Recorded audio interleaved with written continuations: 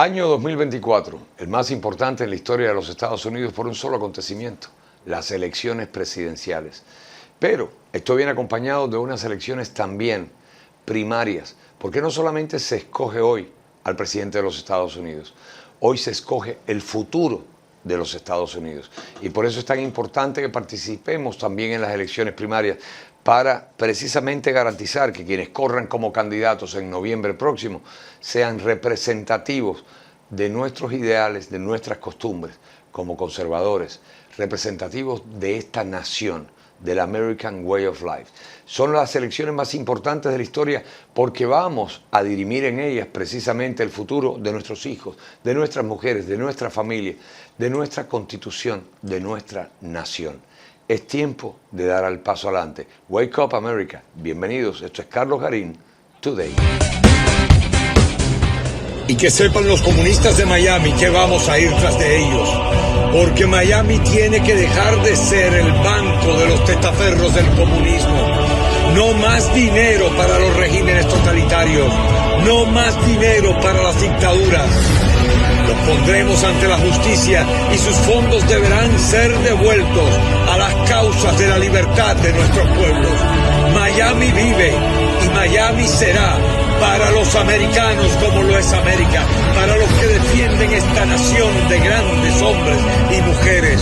Miami será la capital de la libertad de América Latina, la capital del anticomunismo de América Latina. Aquí no tienen cabida.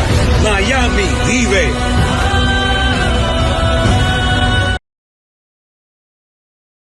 Bueno, tal como lo habíamos prometido, en este esfuerzo que estamos haciendo, llevando a cabo por tener aquí a todos los que están corriendo y que resultan ser fórmula de nuestros principios, de nuestros ideales, para la alcaldía del condado de Miami-Dade. Hoy traemos a Marion K. Brown. Él está corriendo para el Distrito 3 del condado Miami-Dade. Marion es de origen afroamericano. Saben que no me gusta decir ese nombre. Yo creo que es negro americano, con orgullo. Y es como debe ser. Basta ya de separarnos en razas, separarnos en clases. Somos americanos, human being. Sí. We are a human being. Sí. Okay. Regardless, we're always a human being. Ok. Su familia es procedente de Alabama, Georgia, y vive aquí durante unos años. Y en este Distrito 3, pues veamos, vamos a descubrir qué es lo que ha llevado a este hombre a correr por este puesto tan importante dentro del condado. Así que pónganse las pilas. Marion, welcome. Thank you for being here. And thank you for inviting me. No, it's a pleasure, man. It's a pleasure. Marion, the people need to know you. Where are you from? Where are you coming? What are you doing here in Miami-Dade County? Well, I grew up here in Miami-Dade County. My parents, one is from Alabama and the other parent was from Georgia. But I'm 6 generations. Here in Miami? In America. In America. Because I actually live with my grandmother, her mother, her mother, her mother, and her mother. And you are the 6th. Right. So my 3rd grandmother, she was 128. Oh my gosh. And her mother, we didn't know how old she was. And her mother, we didn't know how old she was. They didn't remember their age. So I come from a long... I can't believe you. Yes. So I come from a long line genes of solid foundations of Americans, Republicans. That's great. Yes. Republican all the time? How's your life? Always. The family, my dad, my mom, they family always. From way back. That's great. Then you have real solid roots in this country. Yes. Okay. When did you discover your interest for politics? Well, I always was one that fought for the people. And I always had an interest in what was going on when things wasn't right, regardless of where you was from or where you was at. I always stood up for what was right, regardless if they was from Nicaragua, they was from Puerto Rico, Venezuela, Brazil, Cuba, Spain, Russia, regardless of where they're from. All of they live in your district? Yes. All Oh those my people gosh. actually live in the district. Oh my gosh. What is the most important population there? From Cuba, from Nicaragua? That's a good question. It used to be the most population was blacks, and then it was Spanish, the Cubans that actually migrated from Cuba during the Marietta. And so that population kind of grew. So now the population of Spanish is a mixture of everyone. So you still have a large number of blacks, and you still have a large population of Spanish from Cuba. And then you have a mixture of others that's actually migrating there now as well. Can you explain the border of your district? The borderline of the district is south of 79th Street, west of 32nd Avenue, to Biscayne Boulevard, to Then from Biscayne Boulevard to 32nd, to 32nd, from 79th from 79 south south to almost Brickell Avenue, downtown Miami. Oh, it's a big right. district. But then it takes a wild turn, and it goes from 17th Avenue. It goes all the way up to 119th. And then it turns on 119th and come around US 1 and comes back around and pick up Miami Shores, Biscayne Park, and all those areas over there as it's coming back All south. that area inside the district? All those areas is inside the district. Incredible. Okay. What is the most important? No, before. Why you running? Why? What are you looking for? Well, I'm not looking for anything financially. All I'm looking for is fairness. Because the people that was actually there before and the ones that's there now, they was never for the people. Because the people always got the short end of the stick. When it came down to housing, the people was left out. When it came down to a sociability of standard living, the people had got left out. And what I want the people to understand is that the money was there all the time. It's just the people that you had in power that prevented you from getting it. So they kept the money from the people, and they kept the people in poverty. And right now, District 3, which is one of the largest districts out of the districts that's there, receive a great portion of the money, but it's still, it's a poverty district. And the community and the area around the areas where the blacks are located. A lot of the blacks in that district are either living below poverty line or in poverty. And the people that they elected to speak and represent them are not trying to do anything about it. Then you think if we want to have progress in your district, you need to change the people in power. Right, you need to change the people in power. Now, you have a problem. How many cities you have inside the district? City of Miami? This is the city of Miami. All city of You have Miami? the city of Miami. You have the city of Miami Shores. You have Biscayne Park. Biscayne? And I think that's it. You have the city, Biscayne Park, Miami Shores. And I think that's all you have. Yeah. Why I'm asking you about that? Because when you walk, I'm walking all your district many times. When you walk after I-95 to the west, you discover a new world. Yes. World inside the poor, when the people have no rights. Absolutely. Then, how are you planning to change this reality? The people have rights, but they done been beat down so long. They done been stripped of everything, and to the point to where they don't feel as though they can stand up. So whatever name they see or whatever name they familiar with, that's who they cling to or have a tendency of going towards. And I share with people, if you want to get out of something, you have to stand up. You have to stand up.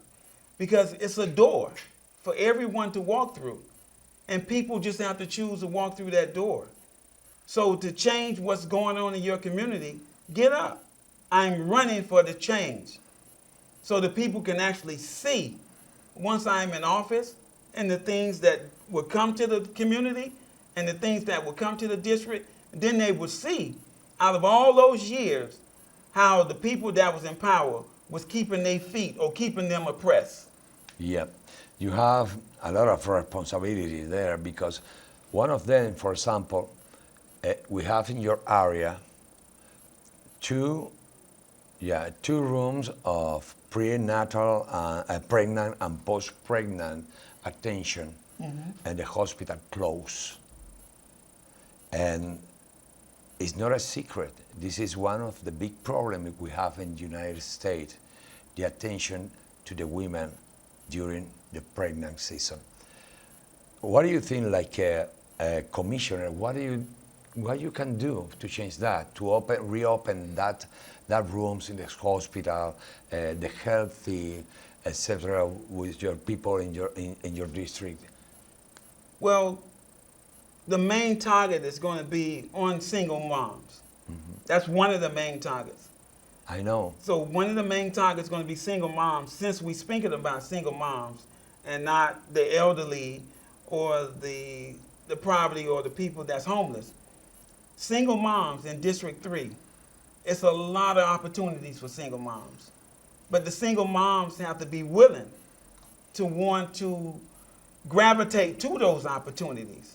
Those opportunities have been set in place, but they're been closed for them and blocked from them to reach it. So once I'm in office, my first step will be to open up these doors so these single moms can actually have access to all the things that's around them and stop feeling as though they're in this slump or it's nobody there to help them once they get pregnant, and to where they can just say, well, I got pregnant from a guy and he ran off. So those type of things, which you give the single moms the ability and to encourage them to know that it's something better in life than just being single and poor and stuck in a situation. It's a big world out there. So my thing is to show everyone, visit the world, explore, go and see other things around the world, and with that mindset, you'll be able to want to go through that door because the door is there. Yeah. But the people that we have in power is keeping the door closed. Everything is about culpability. Yes. The people in power. Now, you have in your district one of the most important problem against the people, the stability, is the flood areas. The flood areas in your district is very important because I talk with many people, many persons inside your district about the water, the bad service, and water and sewer. And for that, they have all that problem, the property with flood. What do you think about that? Well, years ago, the Liberty City, Brown Sub, Overtown, never had a problem flooding. No? They never had a problem. Years ago, they never had a problem flooding. And why you have that problem now? Because you have so many people that done moved into the district. And the population has increased dramatically. So the outtake of water, the tonnage of outtake of water has pretty much quadrupled from the time that I grew up. So from the time that I grew up, then you need to replace the system. Right, the system has to be changed. So from the time that I grew up, it rained, it dried up. We never had floods. I never experienced floods in the streets or on the highway or any place because we had less people. So it had time enough for the water to drain out. Now you have more people and you have more occupancy. You need more capacity. Right. Now you need to increase the drainage system. And by doing that, you can't divert water from one community to another community. And that's one of the problems that's happening in the inner city. They are diverting water from other communities into those areas where it never flood. So now, a period of the last 7 years, you see Yeah, flooding. more or less. Mm-hmm. You see flooding now in the area where you never saw it before. But if you look at the construction that was taking place before the flooding started, they diverted water from other areas into those areas because other people that was more wealthier and more wealthy was complaining about water, and they didn't want the water in their neighborhood. So the powers that be are going to always work, and it shouldn't be that way. If you're going to divert the water someplace else. Don't divert the water into an area where water was never a problem. And that's the problem that we're having. They restructured That's the terrible pipes. because to replace that system, you need a lot of money. Yes, and the county has a lot of money. I mean, their budget last year was close to a little over $11 billion. No, in this moment, 12.5. Yeah, It's too much. yeah. But for a county, That is one of my concern because the county is very, very, very rich. yes, We're talking about 12.5 billions a year. And my question is, why? You have great development in downtown, in Brickell, Cochrane Grove, etc., etc., etc. But that areas are forget for the people in power. and that's what happened. You always forget the poor. And once you put people in power with the mindset to forget the poor, they're going to do the same thing. They're going to forget the poor. If you come in office, you come in office to think about everybody. And a few weeks ago, I was campaigning in the Spanish neighborhood. And this lady came out and she gave me a hug and she gave me a wet kiss. This old Spanish lady. Oh my gosh. And she kind of brought tears to my eyes because I thought about my grandmother. And people don't know how blessed they are to have their grandparents. And we stood there and we communicated. But I communicated with her with my heart, not words. I communicated with her with my heart. And we had a conversation that I felt that I always want to have a conversation with the elderly. Because with the elderly, because I was pretty much raised and I stayed around a lot of the elderly, I gravitate to the elderly a lot. Yeah. And that's pretty much, we have to save the elderly first. It's important. Before we can save ourselves, let's save the elderly.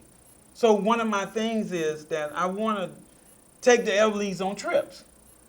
You know, I want to engage them in things that they haven't been involved in years.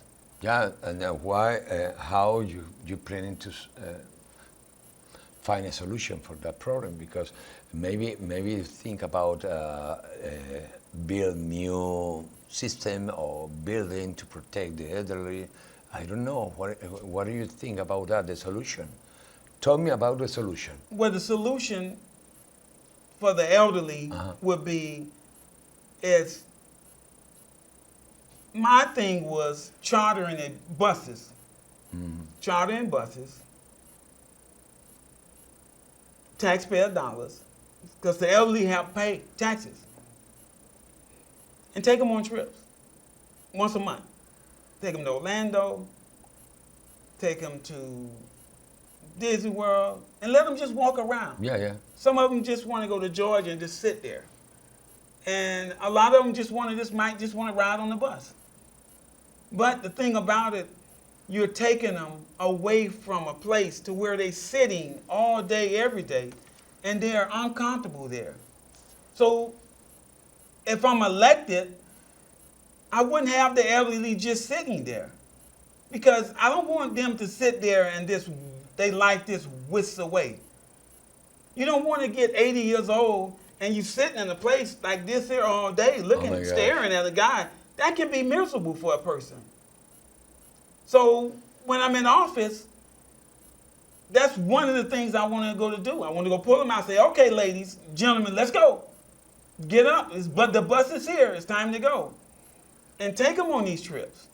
And once you take them on these trips, it would inspire them to want to live and not just want to sit there and wither away and die. And it'll inspire them not to call their grandchild and say, hey, will you come take me to the store? Or will you come take me riding? So when the grandchild called, hey, granddaddy, grandmother, what you doing? Oh, I don't have time for you today. We leaving. Oh my gosh. You know, it makes them feel better. It's true, yeah. You know, so that's basically what I want to do. You know, and dealing with the elderly, and once you get the elderly on track, you can get everyone else on track. And that'll help cut down some of the crime. Every child that's in the street that's 16, if you don't want to go to school, it's going to be mandatory you take a trade. You have to take a trade. You're not going to just sit down or be on a corner or do nothing. You take a trade or you go to school. We're not your parents. We're not here to chastise you or force you into something. We want to make the generation better than what they are. And that's part of my goals. Then in your area, you have no park or sport place for young people and kids. I blame that on the people that they elected. Because all the parks that we used to have when I was young, they all gone. You're right. We have no place.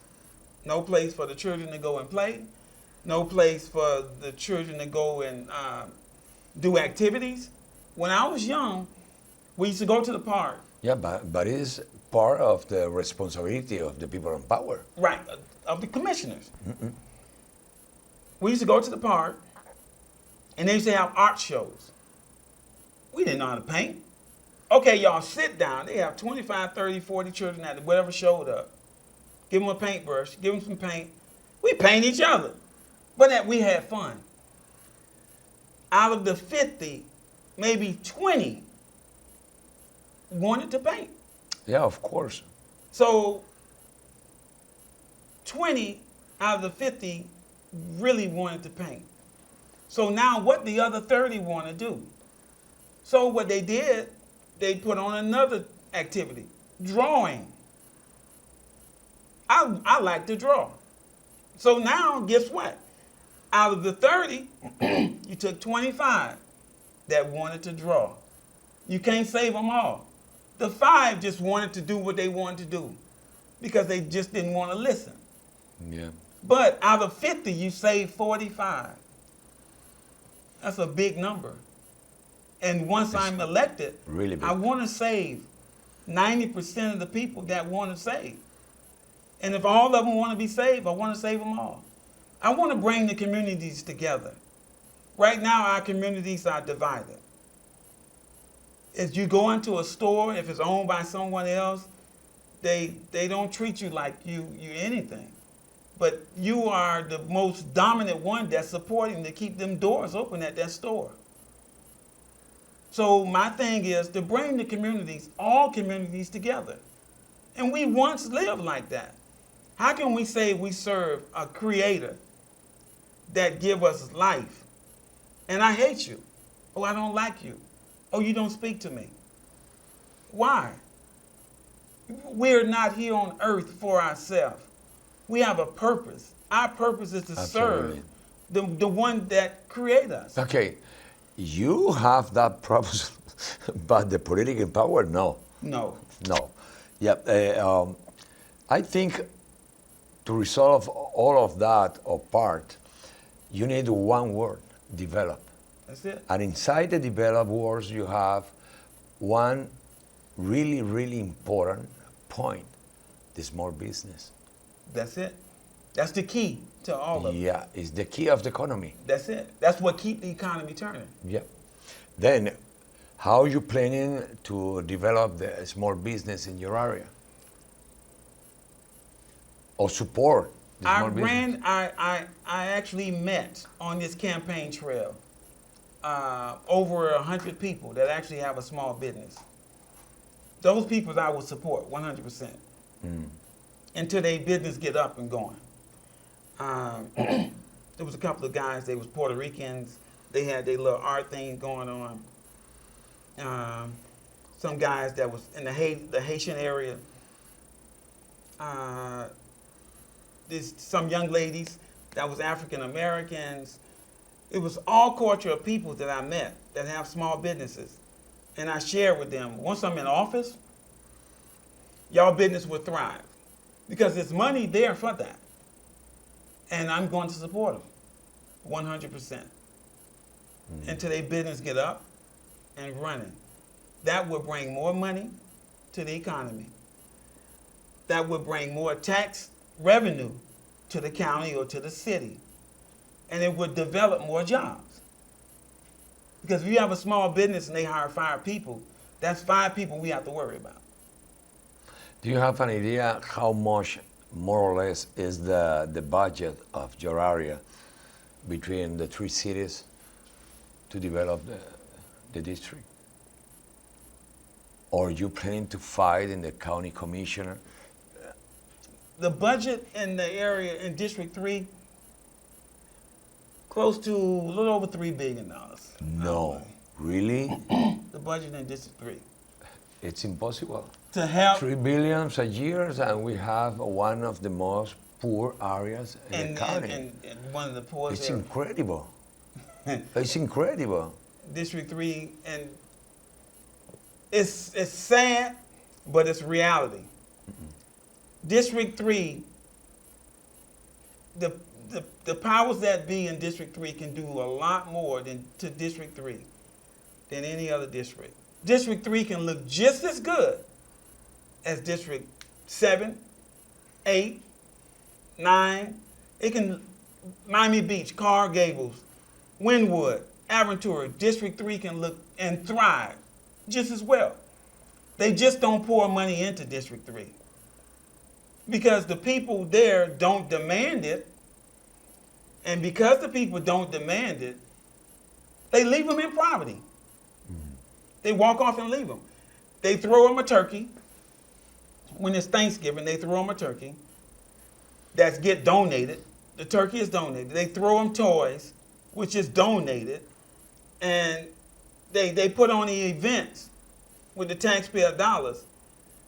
Everything that they do for the district is either donated or taxpayers pay for it. My job would be, none of it comes from me. I'm just the body that, Yeah, of course. that just present all this to the people. Because it's not coming out of my pocket. The only thing came out of my pocket this year is when I saved the homes of 2 elderly women that was about to lose their home. And I dug in my pocket and dug deep and paid their taxes where they wouldn't lose their home. Now, would someone else do that? I don't know. I not only did it for them, I helped single moms that was evicted, that was sleeping out on the street, that was homeless. I dug in my own pocket. Right now, I'm asking the county to help people that need to be helped. You have a problem of homeless in your district. Do you have some plan to change that? Because the county haven't plans to relocalize or education or something to help the people, the homeless people. The homeless peoples in District 3 and the homeless peoples in Dade County. I think it's the same. It is. And majority of the homeless peoples are in District 3. Yeah, I know. It's funny that you say that, because before that person came homeless, they could have been saved. They could have been saved. 85% of the people that I speak with that's homeless told me that they reached out. And that's, again, go back to that door. They keep the door closed. It's the same problem. In every point, it's the same point. problem. They keep the door closed. The solution that I have for District 3 to solve homeless problems, it will work. Within a year, it will work. You will have less homeless. You will have less homeless in the district. Less homeless. Minimize almost to 5 with the solution that I have to get rid of the homeless in District 3. And to prevent a reoccurrence This is of fair point. homeless. Prevent. That's going to be the problem. So once the problem is rectified and solved, it's going to be continue to prevent homeless to increase again in the district. Now, once I'm gone, hopefully the next person that comes in office don't fall back into that trend of themselves. Because it's not about you. It's about the people. And that's what we got to focus.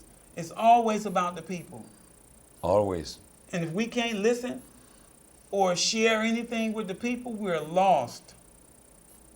This nation is lost. Totally. From the county to the White House. That's right. That's it. How do you plan to support our kids in after school? After school programs are not strict enough for our children. They need to be more tighter. They need to engage these children a lot more than what they engage in them in. Bringing in more programs, bringing in a couple of more teachers to keep these children focused. Don't let them get off track. Don't lose them. So if we start when they're babies and we continue up when they get older, they will stay focused. Right now, these children are not focused. They're on the phone. Yeah. So to keep them active, we're going to share with the parents. If you send your child here, keep their phone home. You can call us, call the teacher every 15 minutes, whatever you like. Or you can look at the screen and see what your child is doing. But do not send that telephone with that child. Do not. So from the ages of 5 to 15, leave the phones at home. When you get out of school, if you bring that phone with you out of school, leave it in the bag and lock it up. It's going to be places where you can lock that phone up. You won't have access to that phone until you leave the center or the school, whatever time it may be, or whatever time that parent picked that child up. That's when you have access to that phone. We have to break the habit of that child looking at that phone all the time, all day, all night. So once they come there, and if you build up a structural wall in front of that child, and that child can do without that phone, when the child get home, they'll be like, no, I don't want to be on the phone.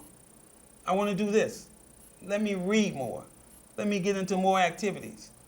So it's a lot of activities that we got to keep the children involved, engaged in once they get out of school. To the next election, August 20, we have 2 amendments inside the ballot. The third and the fourth amendment. One of them about the abort and the other one about the drugs. Your opinion?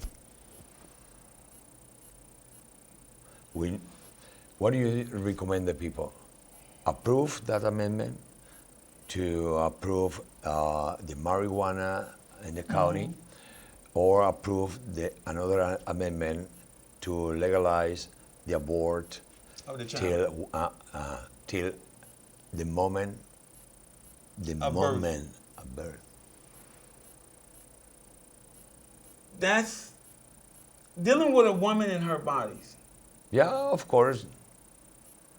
My belief is her decision.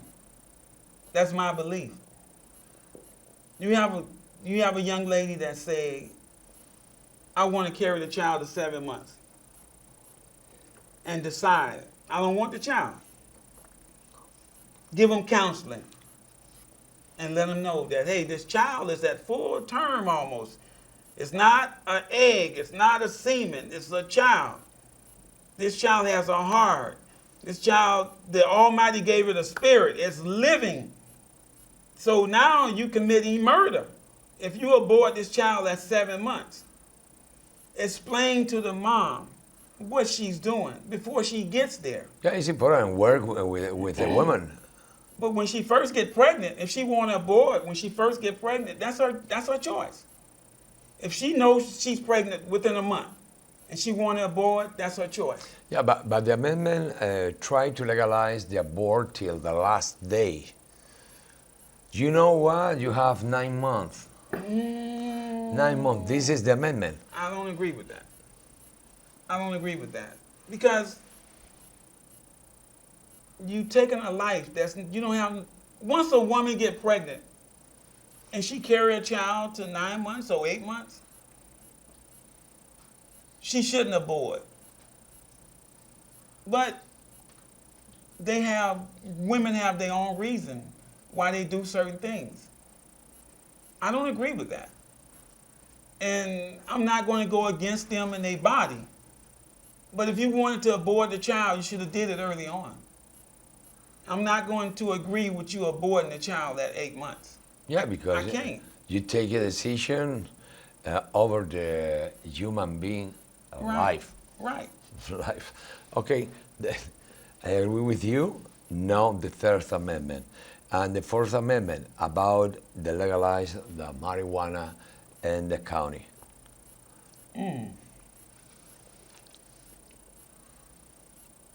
I believe it's going to be more people to vote with it than against it. So if me and you say no, Yeah, we're going to lose anyway. yeah, So that's right. it's going to be 90% say yes, Yeah, 10% say no. yeah, it's under convenience, you know. Yes. The people never think about the population, about the rest of humanity. But it's your responsibility, like a politic. But I will say, if they do legalize it,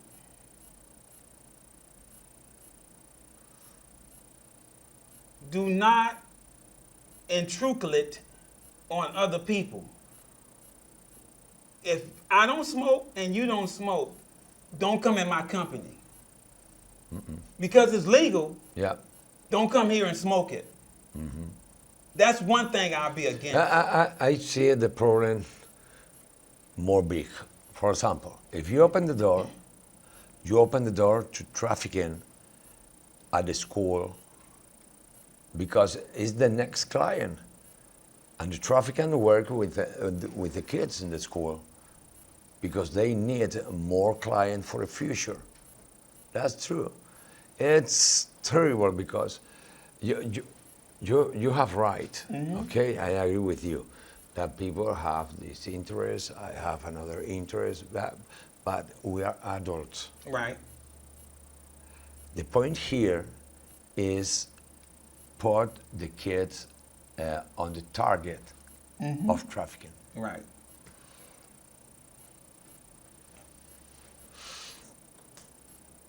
In California, It's a disaster. it is. In Las Vegas, it's a disaster. And And we never learn from our mistakes. uh-uh. We never do. Uh-huh.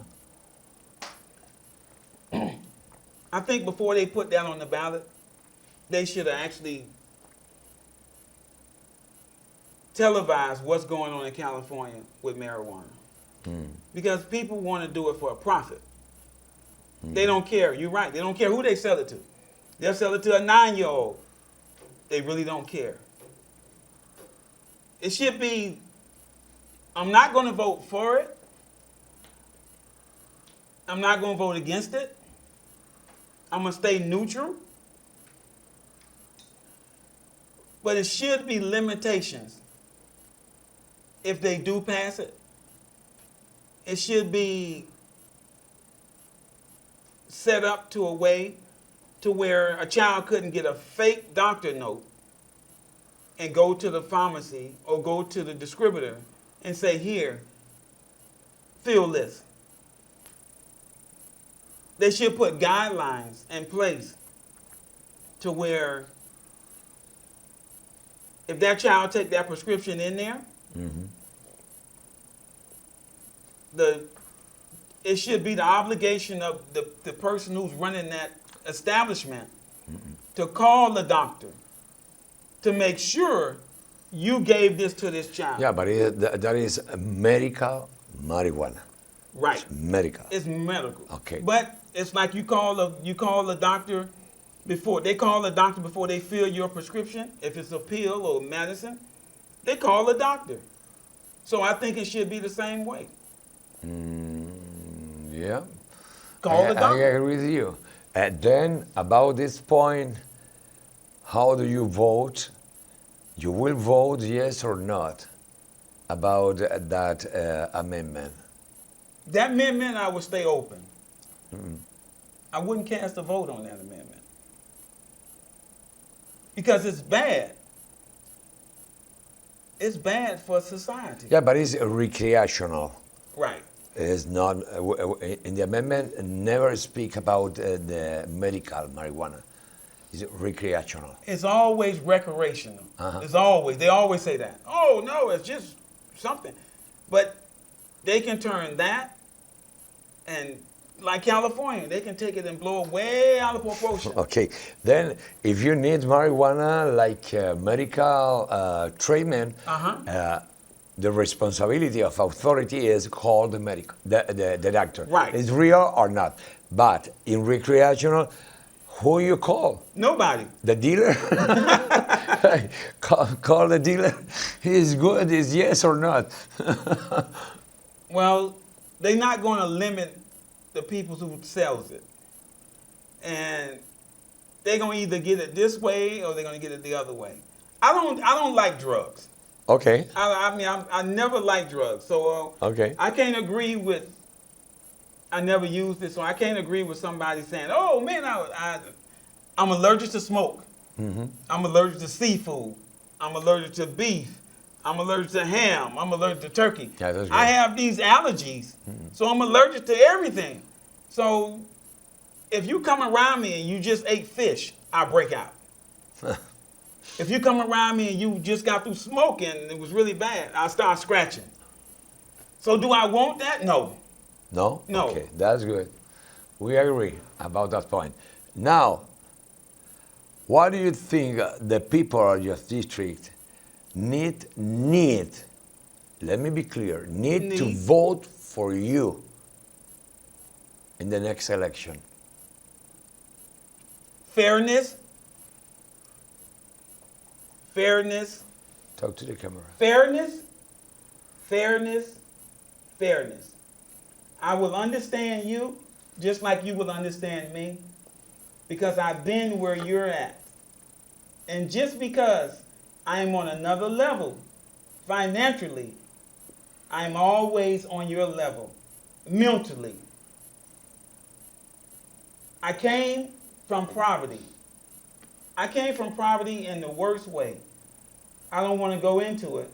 But I believe that when I was growing up,